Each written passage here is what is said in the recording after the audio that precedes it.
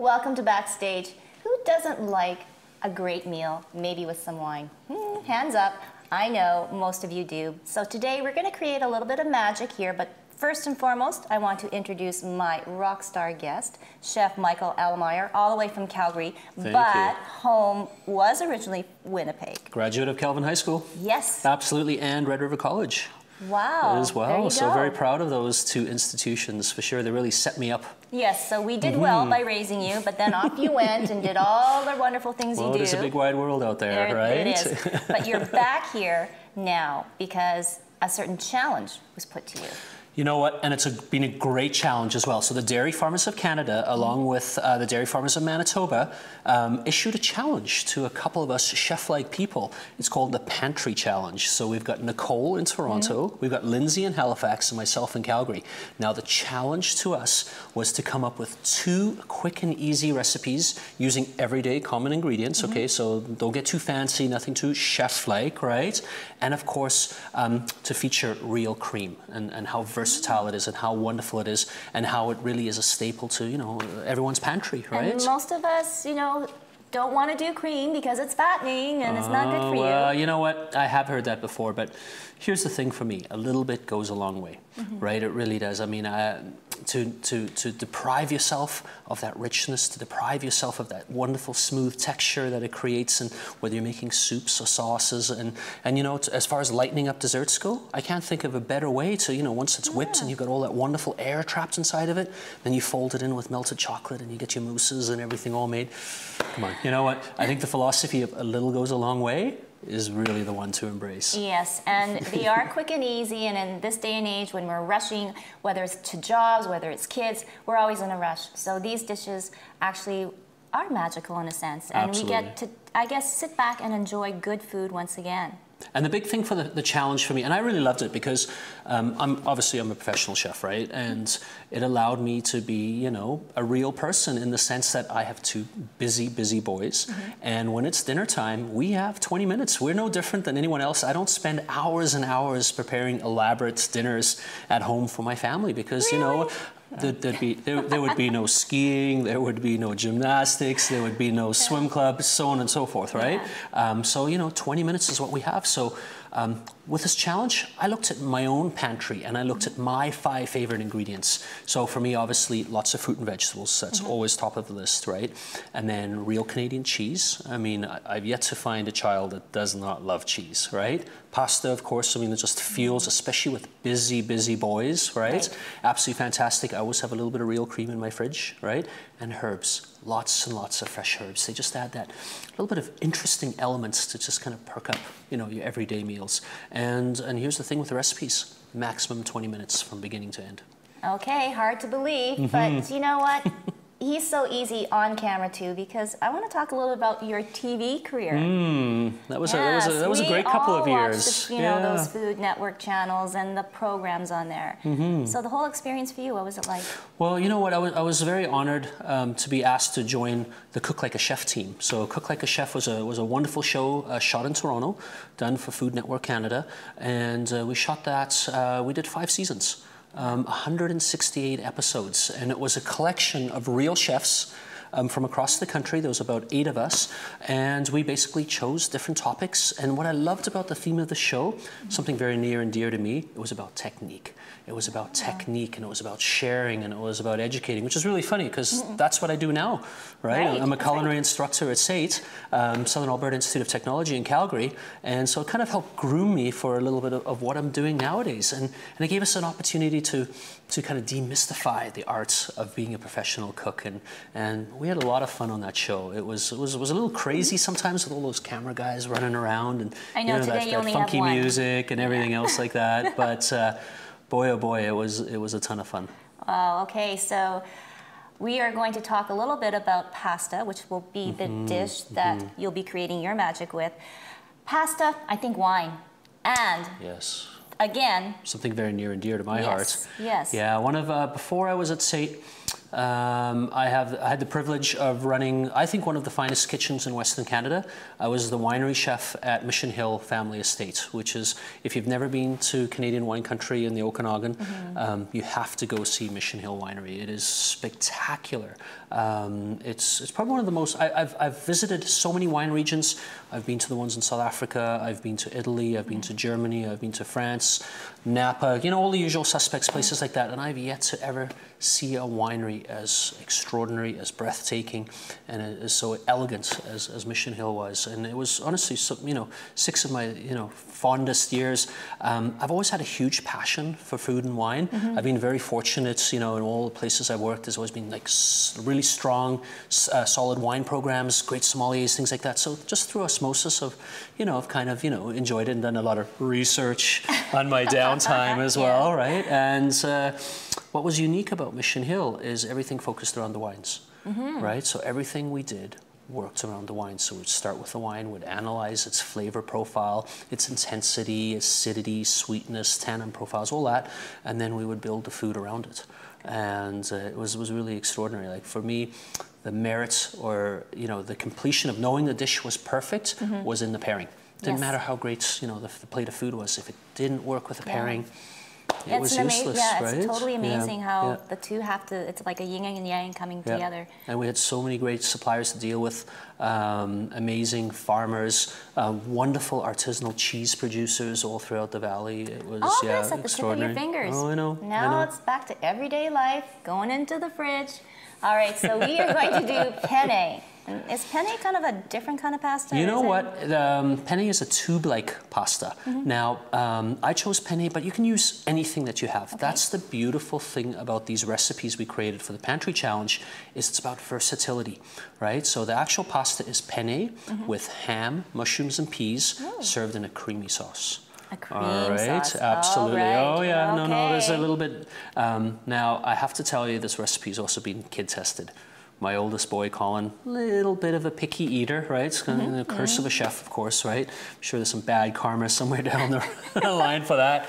But the first time I did that recipe for Colin, when I was putting my Pantry Challenge together, I'll tell you, he couldn't get enough of it. And I think part of the reason is one of my secret ingredients. In addition to having this wonderful cream sauce, we finish it with a little bit of smoked Canadian cheddar.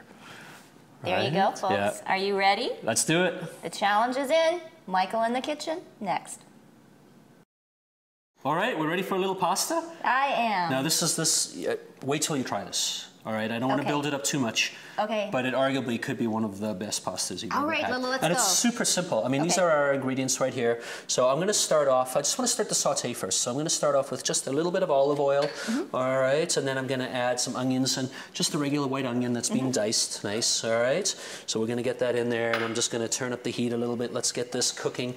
All right. Now, for me, one of the core foundations of any good cooking is to start with cooking onions.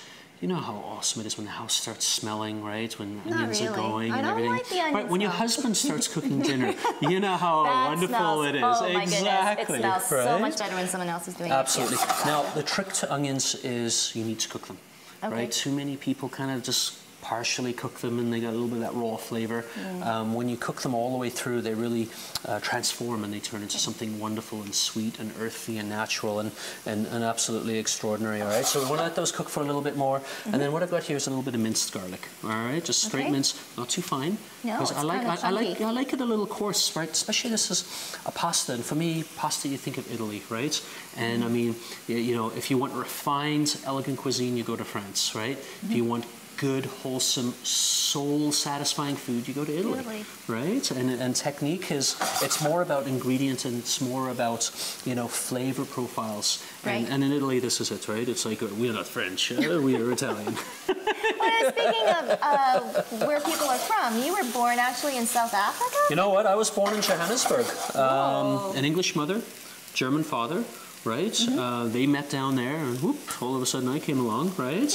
and then how did you end up in Winnipeg? Well, long story. My 78 was kind of, 76 was kind of a nasty time in South Africa, and there was like a lot of not good things going on in Soweto, and my mum was very active and very politically vocal about that, and we were kind of, we kind of did the midnight move, actually, when we left South Africa, right? Really? Because it was kind of, we were having issues with the police and so on and so forth for, you know, our certainly my family's views on things, right? So we went to Hong Kong.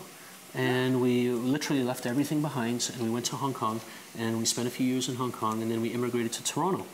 And then we spent a few years in Toronto, and then my dad was transferred to Winnipeg.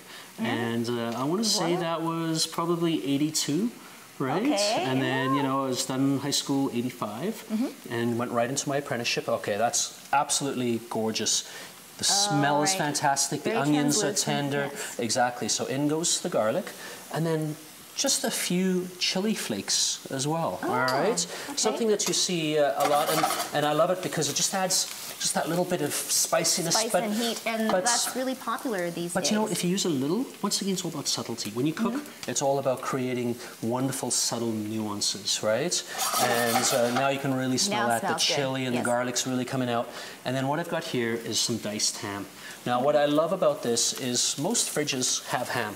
How many times have you like roasted a whole ham? Well, maybe not yourself, but give me a break. I'm sorry, I couldn't resist. And there's always leftover ham. But it could be, you look at the world of ham, this could be prosciutto, it could be, you know, a little bit of sandwich meat, it could be whatever, right? If you don't have ham, and the beautiful thing about this pantry challenge is that it could be leftover chicken. Chicken, I was just going to say. It could be, you know, something like that. Whatever you've got, maybe, you know, a little bit of, you know, pork roast or something like that, right?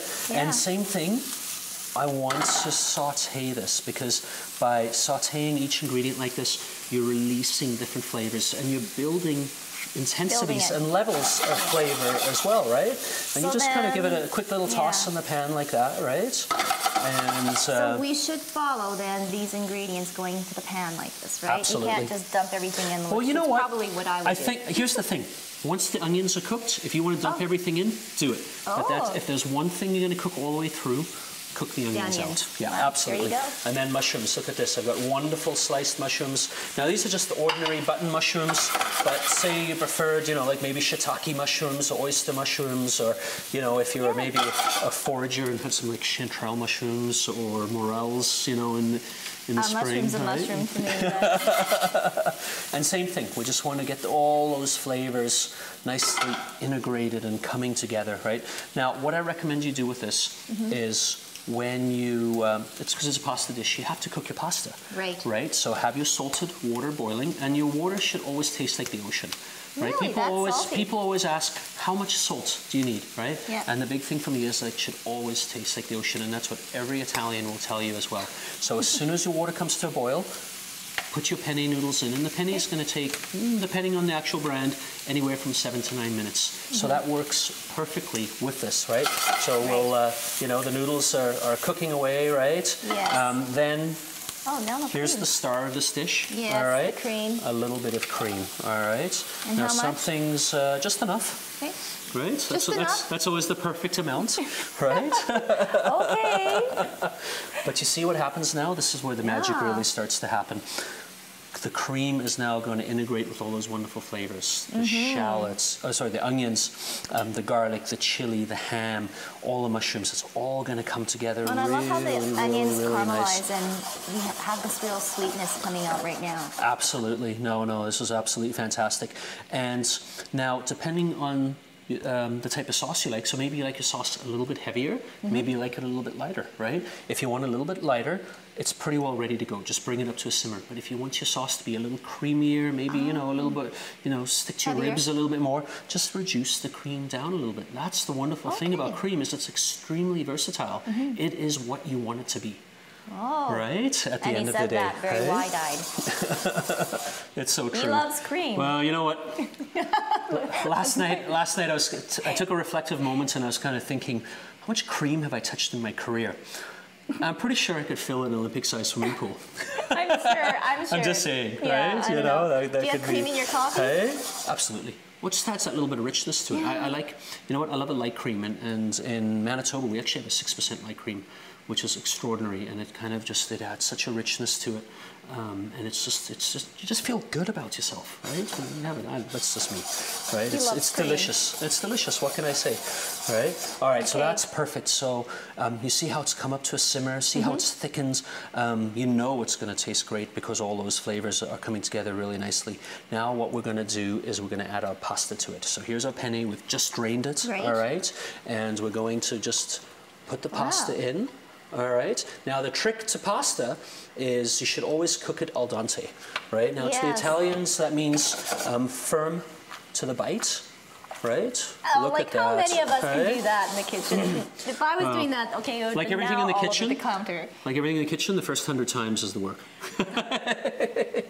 But after that, it becomes a piece of cake. Now, something that's very important, so you want to let everything cook together for just a minute or so, right? You want to make sure that the flavors are coming together. Now, here's some of our last ingredients. We've got some peas. Oh, love those. I mean, you know what? I think Yes. frozen peas are probably one of the most versatile things that we have, especially in our busy, hectic lifestyles. That's why this recipe works with that. You notice the time? Like, we are well under 20 minutes. And then here, I want you to smell this. This is smoked Canadian cheddar. Oh, like, how wonderful is that? That's the secret ingredients. This is going to make sure that every single child that you serve this to will come back looking for more. And then just, you know, I like to add a little bit of chopped parsley at the end. Not too fine. Once again, it's kind of like the garlic, right? You don't want to chop it, too much. And then we're going to finish it off with just a little bit of lemon juice. So I'm just going to give it a quick little toss, just like that. How did you get the cheese so shredded? Grater, just a simple box grater. Just take a box grater. It's usually kind of more of a softer texture. Well, the trick is to grating cheese, do it right out of the fridge. The firmer, the colder the cheese is, the better it is. But the reality is, as you're going to see here, it doesn't really matter because it's all going to melt together. So in goes the parsley, all right, and then just a little bit of fresh lemon juice. Wow. And that is going to make all the difference in the world. It's kind of like SeaWorld. You're in the, in the spray zone, right? Now that pan, honestly, is quite full, as you can see, right? Very full. But I don't know about you, but I'm looking at this pan here, and to me, this just screams dinner. Yes. I mean, this is absolutely perfect. You know, family of 4. Yes. This is the way to go. And one of my favorite ways of serving this is just to serve it in a big bowl. All right. Put it down on the table. And everybody dig in. Everyone can just help themselves. Absolutely. Okay, so now say the children aren't around and there's 2 adults. What kind of wine would you pair with this? Using your Mission Hill expertise. Well, you know what? Let's look at the characteristics here. So we've got a little bit of ham. We've got mushrooms. So there's a great sense of savouriness or umami. And then with the elements of the cream and everything. For a white, I'm thinking like, you know, perhaps like a Sauvignon Blanc or Pinot Grigio. Oh, Pinot, right? A Grigio would be nice. Something with acidity, right? So they'll be very refreshing on the palate. But you know what? I think one of my favorite kind of all-time silver bullet style wines is like a rosé. Because a rosé really, really deals with, and you have the greatness of both worlds, red and white. Absolutely, 100%. Well, and we're just going to give this one more He likes doing this. Okay. It's an old trick. It's an old habit. Yes, old habits. And hard to there break. you go. I mean, you can see how quick and easy it is. There's a great website. Yes. Anydaymagic.ca, and this is a wonderful website. I encourage everyone to go there. There is dozens and dozens of great recipes, tons of inspiration, tons of tricks. If you're not, you know, kind of in the doldrums of dinner, like, oh, what am I going to make? It's what's great about it. Just like the pantry challenge we were issued, it's using everyday common ingredients. Nothing too fancy, nothing too chefy, right? It's stuff that you're going to find in any kitchen, all right? And I've been cooking for almost 30 years, and I actually learned something on anydaymagic.ca. How many times, well, okay, let's put it this way. If you're doing muffins or something, you're doing some baking, lots of people like go to the fridge and they're out of eggs, right? It happens to me a lot, all right? Just like, oh, I just need 1 egg. If you take 3 tablespoons of flour, 3 tablespoons of cream, half a teaspoon of baking powder, and you mix it together, that is a perfect egg substitute. You put that in there, all of a sudden, don't worry, your baking still goes on. And that's a little something I learned at anydaymagic.ca. Well, now that's something that we've shared with our viewers. Well, thank you so much, Chef Michael. Chef Michael Allemeier right here. Again, go to the website anydaymagic.ca, but sorry folks, there won't be lessons on tossing the pan like Michael. For Backstage, I'm Tracy Koga.